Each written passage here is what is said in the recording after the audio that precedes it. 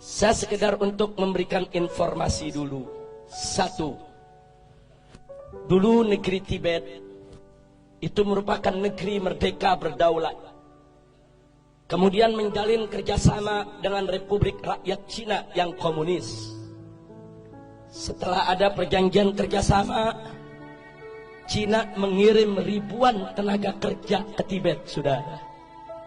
Membangun kota, membangun jalan, membangun kantor-kantor pemerintah, saudara. Kemudian setelah pembangunan selesai, ternyata ratusan ribu para pekerja tersebut angkat senjata melakukan pemberontakan di Tibet. Kok bisa? Ternyata para pekerja tersebut adalah tentara, saudara.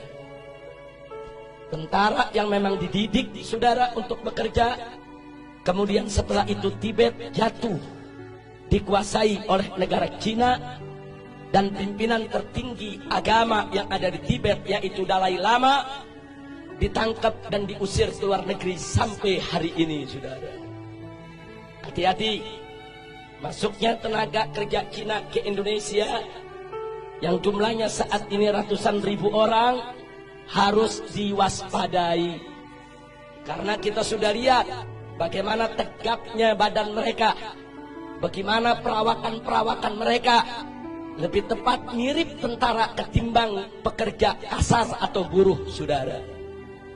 Yang kedua, saudara, di tengah Afrika ada satu negeri bernama Angola, dibantu habis-habisan oleh Republik Rakyat Cina, saudara.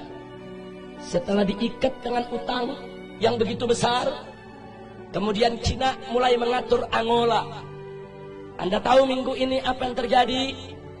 Parlemen Angola mengajukan undang-undang untuk ditandatangani oleh presiden yang isinya Islam tidak boleh ada di Angola, dan seluruh masjid harus ditutup.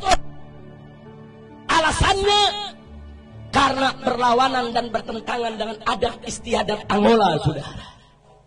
Ya, hari ini Islam dilarang di Angola, saudara. Bagaimana dahsyatnya pengaruh Cina komunis sampai di Afrika, saudara, dipengaruhi sedemikian rupa. Yang ketiga, ada satu lagi negara di Afrika bernama Zimbabwe, saudara. Juga diberikan utang besar-besaran oleh Cina, saudara. Setelah utangnya, saudara, membengkak, Zimbabwe tidak mampu untuk bayar utang, saudara.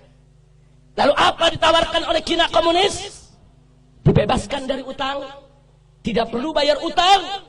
Tapi mulai saat itu Zimbabwe harus meninggalkan mata uangnya dan belanja sehari-hari dengan mata uang Cina, yaitu yuan, saudara. Saat ini di Zimbabwe, jual beli, sewa menyewa, transaksi, semuanya menggunakan mata uang yuan milik Cina komunis, saudara. Kembali ke Indonesia, saudara. Saat ini kita dapat pinjaman utang ribuan triliun dari Cina, saudara.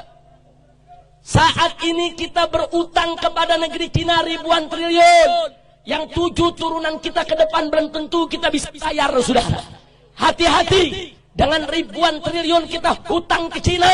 Saat ini Cina komunis mulai mengobok-obok kita punya negeri, saudara. Mari kita lihat satu, saudara, bagaimana mereka masukkan tenaga kerja. Ratusan ribu orang masuk ke Indonesia saat ini. Dan minggu yang lalu, saudara, Presiden Jokowi sudah menyatakan, mengingatkan kepada para pengusaha untuk tidak lagi bertransaksi dengan dolar ataupun rupiah, tapi bertransaksi dengan yuan, mata uang Cina, saudara. Ini bukan fitnah, ini keputusan presiden, saudara. Enggak sampai di situ, saudara. Sebulan yang lalu presiden juga mengeluarkan kepres bahwa orang asing termasuk Cina-Cina komunis diberikan hak milik untuk memiliki rumah, memiliki tempat tinggal, dan memiliki perkebunan di Indonesia, saudara. Ini enggak pernah terjadi. Orang asing diberikan hak milik. Ada apa gerangan yang terjadi, saudara? Masya Allah. Ada apa ini negeri? Saya ketemu seorang pejabat, Habib, kan enak kerjasama dengan Cina. Kita dibangunin itu jalan kereta, MRT, LRT. Saya katakan, Pak, itu bangun bukan gratis. Kita ngutang dan kita harus bayar dengan bunga. Satu. Kedua, kontraktor utamanya harus dari negeri Cina, bukan kontraktor utama pribumi kita. Yang ketiga, bahan-bahan bakunya juga harus diimpor dari Cina, termasuk reklamasi tiang-tiang pancangnya bukan kita buat sendiri, dari negeri Cina harus didatangkan, saudara. Dan gak sampai di situ, minimal 30% tenaga kerjanya juga harus dari Cina, saudara. Jadi apa yang kita dapat untung dari proyek-proyek tadi? Duit kita dikasih pinjam sama Cina, mesti bayar ke kontraktor Cina, mesti bayar ke pekerja Cina, mesti bayar ke material Cina. Semua duit balik lagi kepada mereka, saudara. Jangan mau dibohongin, jangan mau dibodohin, jangan mau dikadalin. Ini negara harus kita selamatkan. Gak boleh aja oleh asing dan asing. Betul? Siap bela negara, siap bela NKRI, siap bela Islam, siap bela bangsa, siap bela rakyat, siap jaga pribumi. Takbir, takbir, takbir. Sallu ala Nabi.